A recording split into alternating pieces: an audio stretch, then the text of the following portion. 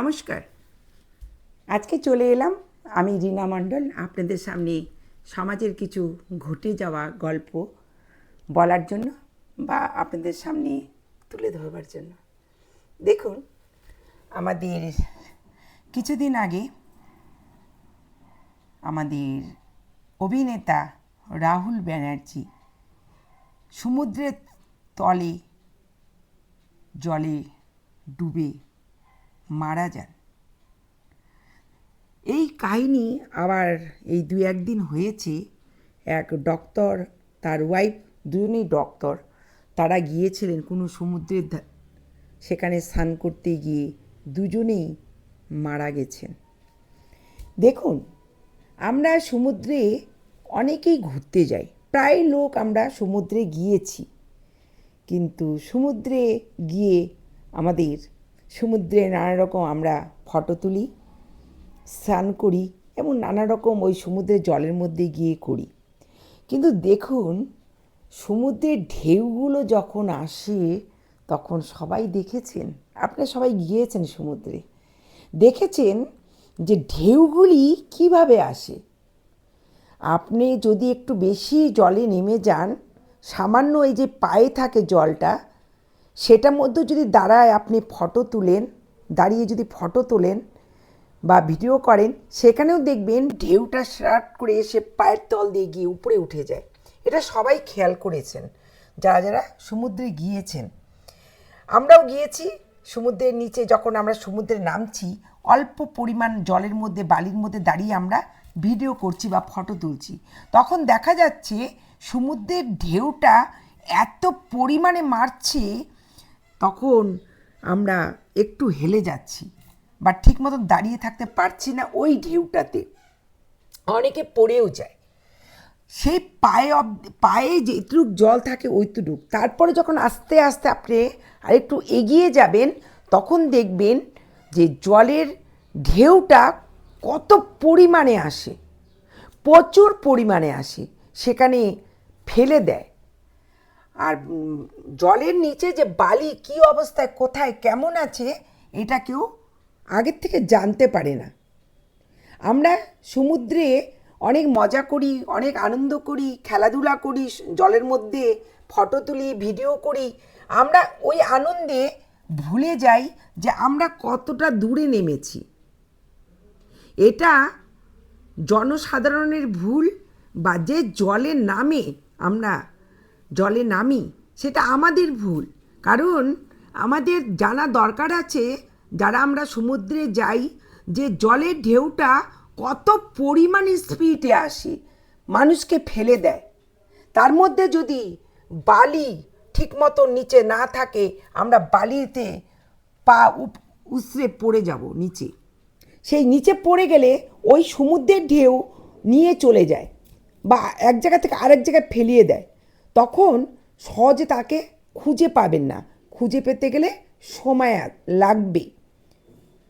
আর সবাই সেরকম রেডি থাকে না যে চট করে গিয়ে উঠিয়ে নিবে। কারণ শান্ত জলে বা যে জলের স্রোত নেই, সে নদীতে যদি একটু জলে, ডিপ জলে গিয়ে যদি পড়ে যান, তাও মনে হয় ওখান থেকে উঠা যায়। কিন্তু সমুদ্রে যেই ঢেউগুলো আসে, প্রচুর পরিমাণে ঢেউ আসে। আমি যাই, আমি মাঝে মাঝে সমুদ্রে যাই এবং দেখি, দাঁড়িয়েও দেখতে ভাল লাগে যে তাদের জলের স্রোতটা কত ছুটে বেগে আসে যে মানুষকে ফেলে দেয়। সেই অবস্থায় আমাদের জনসাধারণের একটু সাবধান থাকা উচিত বা সচেতন থাকা উচিত, বেশি জলে না যাওয়া। আমরা জনসাধারণরা ভুলে যাই, আমরা চলে যাই অনেকটা দূর, যেখানে হাঁটু অবধি জল আছে। আপনি সমুদ্রে হাঁটু জলে গেলেও রিস্ক আছে, আপনি এত ঢেউ দেয়, ঢেউ দাঁড়িয়ে থাকা অসম্ভব। আর একবার যদি ওই সমুদ্রের জলে আপনি পড়ে যান, তাহলে সেখান থেকে উঠাও অনেক কষ্টদায়ক, অনেক মুশকিল। যারা বেঁচে যায় তাদের কপাল ভালো বা ভাগ্য ভালো। এই সেদিনকাও ওই ডাক্তারের বউ সমুদ্রের ধারে গিয়েছিল স্নান করতে, দুজনেই মারা গেছে। তা এর জন্য দায়ী কে? নিশ্চয়ই কেউ দায়ী নয়। কারণ আমাদেরকে বুঝে চলতে হবে কতদূর গেলে আমরা এই সমুদ্রের ঢেউটা প্রচুর পরিমাণে পাবো না। সমুদ্রে হয়তো বেশি জলে যেতে হয় না, আমরা যারা ঘুরতে যাই তারা আমরা অল্প বালির মধ্যে যেখানে জল থাকে সেখানে দাঁড়িয়ে ফটো তুলি, সেখানেও তো ঢেউটা প্রচুর পরিমাণে মারে।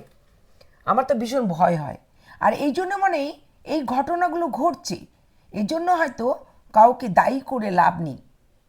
কারণ আমরা সবাই জানি সমুদ্রের অবস্থা, সমুদ্র কতখানি ঢেউ মারে, কতখানি তার ব্রেক থাকে সমুদ্রে। যে কোনো মানুষই যখন একটু বেশি জলে যাবে তারা সমুদ্রে ভেসে যেতে পারে বা তলিয়ে যেতে পারে। এরকম মাঝে মাঝে শোনা যায় সমুদ্রের নিচে পড়ে গিয়ে মারা গেছে। যখন পড়ে যায় তাদের ব্যালেন্সটা ঠিক রাখতে পারে না, তারা উঠতে পারে না, এক জায়গার থেকে আরেক জায়গায় নিয়ে চলে যাচ্ছে, তাদেরকে তো পেতে সময় তো লাগবেই। ভুলটা আমাদের বুঝে চলতে হবে কোথায় কিভাবে স্নান করা যায়, কিভাবে দাঁড়িয়ে থাকা যায়। আর সেদিনকার যে আমাদের রাহুল ব্যানার্জি মারা গেলেন, তারা গেছিলেন অভিনয় করতে। আমরা যেটা সোশ্যাল মিডিয়াতে দেখতে পাচ্ছি, রাহুল একটা শট দিচ্ছিল, সে বালির উপর দাঁড়িয়ে একটা হলুদ জামা পরে এদিক ওদিক বালির উপরে হাঁটাচলা করছিল। সে কেন সমুদ্রের বেশি জলে চলে যায়? বেশি জলে যখন চলে যায় তার নিজের হয়তো ওই সমুদ্রের ঢেউয়ের বলটা রাখতে পারেনি, কিন্তু সেখানে একটা ঘটনা আছে, সেখানে অনেক ক্যামেরাম্যান, অনেক যে তৈরি করতে গেছিল যেই সিনেমাটা, সেখানে আরও অনেক লোক ছিল, সেখানে ডুমুরিরা ছিল। আর সেই বেশি জলে গিয়ে কেন শুটিং করা হলো? আপনারা সবাই জানেন বেশি জলে যাওয়াটা সমুদ্রে বড় সাংঘাতিক। তবে ওই একটা সিনেমা করতে গিয়ে থানার পারমিশন না নিয়ে বেশি জলে একটা নায়ক নায়িকা কিভাবে যায়, এটা তো প্রশ্ন রয়ে যায়।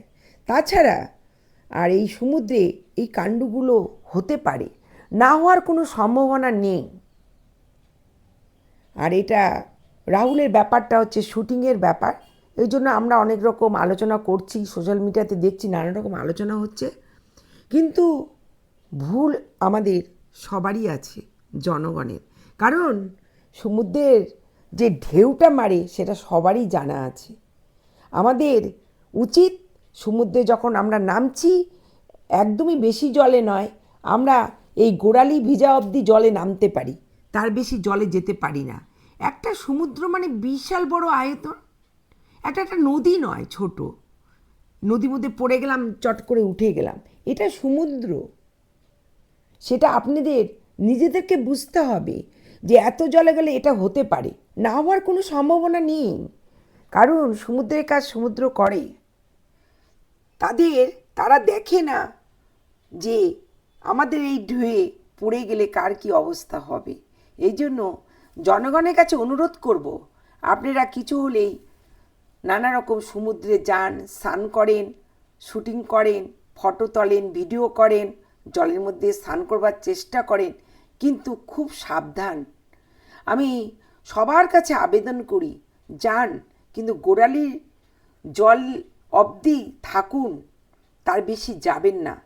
কারণ সমুদ্রে যদি স্নান করতে হয়, আপনি গোড়ালির জলে দাঁড়িয়েও ওই সমুদ্রের জলটা যখন মারে, স্পিডে আসে, তখন আমাদের পুরো স্নান করিয়ে দেয়।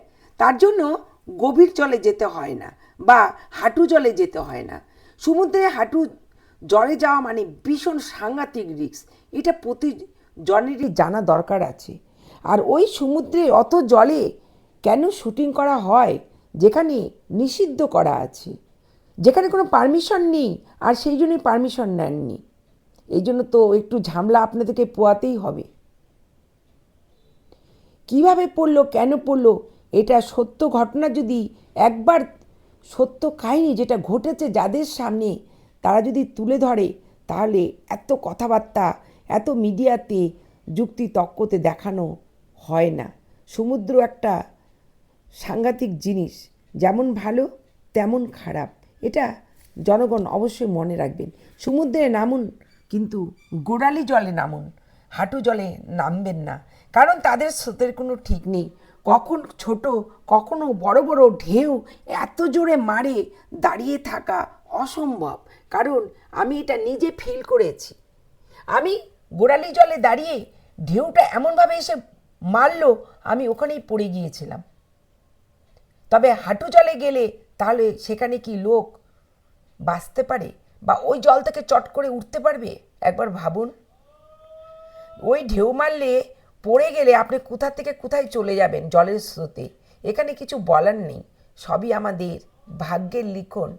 ভাগ্যে যা লেখা আছে সেটাই হবে। তবুও আপনারা সাবধানে চলুন। সমুদ্রে গেলে একটু সাবধানে থাকুন, হাঁটু জলে নামবেন না, আপনারা গোড়ালি জলে কাজ করুন। আর আমার মনে হয় নদী বা সমুদ্রের জলে নেমে এরকম শুটিং অবশ্যই করা উচিত নয়। আজকে রাহুল হারিয়ে গেছে, তার ফ্যামিলি যারা আছেন তাদের কত কষ্ট, কত দুঃখ। এই দুঃখ তার মাকে, তার ছেলেকে কোনোদিন ফিরিয়ে দিবে না। তার একটা মায়ের যে ছেলে গিয়েছে, একটা ছেলের যে বাবা গিয়েছে, কেউ ফিরিয়ে দিতে পারবে না। খুব দুঃখজনক একটা ঘটনা। কিন্তু আপনারা নিজেরা সাবধান থাকুন, নিজেরা ভেবে সমুদ্রে নামুন, এটাই আমি চাই।